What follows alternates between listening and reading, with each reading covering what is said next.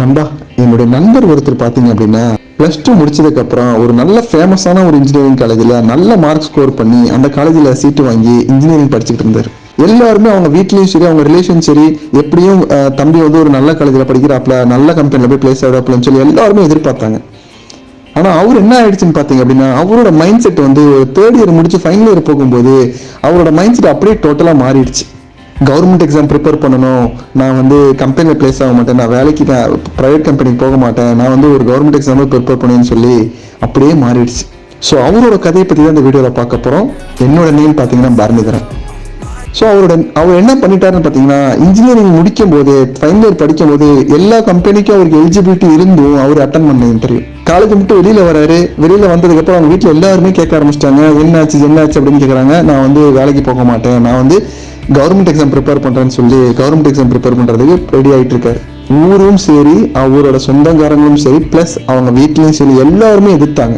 அதெல்லாம் எதுவுமே அவர் கண்டுக்காத ஒரு கட்டத்தில் என்ன ஆயிடுச்சுன்னு பார்த்தீங்கன்னா ஊர் மக்களும் சரி அவங்க சொந்தக்காரங்களும் சரி இன்க்ளூடிங் அவங்க வீட்லேயும் சரி எல்லாருமே அவர் வந்து கேவலமாக நினைக்க ஆரம்பிச்சிட்டாங்க. நீ படித்ததே வேஸ்ட்டு, நீ இருக்கிறதே வேஸ்ட்டு, உன்னை படிக்க வச்சதே வேஸ்ட்டு, 5 lakhs to 7 lakhs ஒன்று ஸ்பெண்ட் பண்ண வச்சு எல்லாமே வேஸ்ட்டுன்னு சொல்லி அவரை ரொம்ப டிப்ரெஷனில் கொண்டு போய் வைக்கிறாங்க. அவரோட ஸ்டடீஸில் கூட கான்சன்ட்ரேஷன் பண்ண முடியல. ஸோ என்ன ஆயிடுதுன்னு பார்த்தீங்க அப்படின்னா ரொம்ப டிப்ரெஷன் ஆகி ஒரு கட்டத்தில் வந்து தன்னை தனியாக அறியாமல் தனக்குள்ளே பேசிக்கிட்டே சில விஷயங்கள்லாம் வந்து என்ன பண்ணுறதுன்னு தெரியாத ஒரு டிப்ரெஷனில் போய் உட்காந்துடுறாரு.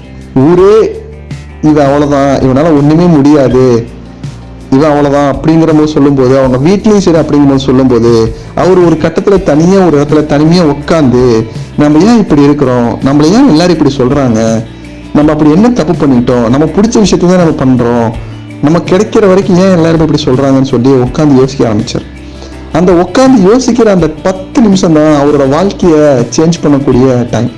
அந்த 10 நிமிஷத்தில் ஒரு முடிவு எடுத்தது பார்த்தீங்க அப்படின்னா இனி யாரையும் கேட்க வேண்டாம், எனக்கு பிடிச்ச வாழ்க்கை நான் வாழணும், ஏன் அடுத்தவங்க சொல்றாங்கிறதுக்காக நம்ம வந்து பிடிக்காத ஒரு வேலைக்கு போய் உட்காரணும், நமக்கு பிடிச்ச வேலையை நம்ம செய்யணும்னு சொல்லி அப்ப யோசிச்சவரு எவ்வளவு கஷ்டங்கள் வந்தாலும் சரி நம்மள பைத்தியக்காரன்னு சொன்னாலும் பரவாயில்ல, நம்ம எப்படியாவது வந்து வாழ்க்கையில வந்து ஒரு நல்ல இடத்துக்கு போகணும்னு சொல்லி யோசிக்க ஆரம்பிச்சார். அன்னைக்கு எடுத்த அந்த 10 நிமிஷம் முடிவுல அவரோட வாழ்க்கையே சேஞ்ச் ஆகி இன்னைக்கு ரெவென்யூ டிபார்ட்மெண்ட்ல ஒரு நல்ல ஆபீசர் கிரேட்ல உட்கார்ந்துருக்காரு.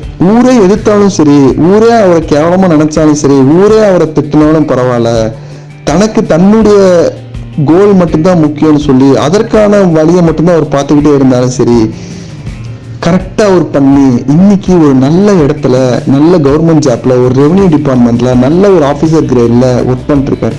இந்த உலகத்துல இந்த ஊர்லயும் சரி இந்த உலகத்திலயும் சரி யார் யாரெல்லாம் அவரை கேவலமா நினைச்சாங்களோ யார் யாரெல்லாம் அவரால் முடியாதுன்னு நினைச்சாங்களோ இன்னைக்கு அவர்கிட்டயே போயிட்டு எப்படி நீங்க படிச்சு இந்த டிபார்ட்மெண்ட் போனீங்க, சில ஐடியாஸ் கொடுங்க, எங்க பசங்களே நான் படிக்க வைக்கணும்னு சொல்லி இன்னைக்கு அவர்கிட்ட சஜஷன் கேட்குறாங்க.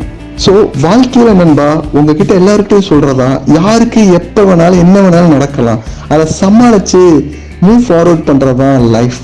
என்ன நடந்தாலும் சரி எது நடந்தாலும் சரி நமக்கு என்ன கோலோ அதை மட்டும்தான் நம்ம பண்ணணுமே தவிர அடுத்தவங்க அதை சொல்லிட்டாங்க இவங்க இப்படி சொல்லிட்டாங்க நம்மள அவங்க கேவலமா நினைக்கிறாங்க நம்மள வந்து ரொம்ப இதா நினைக்கிறாங்கன்னு சொல்லி வருத்தப்பட்டுக்கிட்டு இருந்தோம் அப்படின்னா நம்மளோட கோலை நோக்கி நம்ம என்னைக்கு போக மாட்டோம். நமக்கு பிடிச்ச வாழ்க்கையை நம்ம வாழணும்னா நம்ம மட்டும்தான் அதை டிசைட் பண்ணணும். அடுத்தவங்க கிட்ட அந்த டிசிஷனை கொடுக்காதீங்க, நம்ம டிசிஷனை நம்ம தான் எடுக்கணும். இதை மட்டும் நீங்க கரெக்டா பண்ணுனீங்க அப்படின்னா லைஃப்ல எல்லாருமே சக்சஸ் பண்ணிடலாம் நண்பா. நான் சொல்ல வேண்டிய ஒரே ஒரு விஷயம் தான், நமக்கு பிடிச்ச இந்த அழகான வாழ்க்கையை நமக்கு பிடிச்ச மாதிரி வாழலாம்.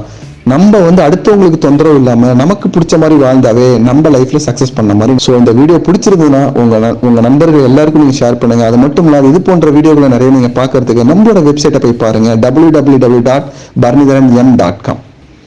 நன்றி நண்பா.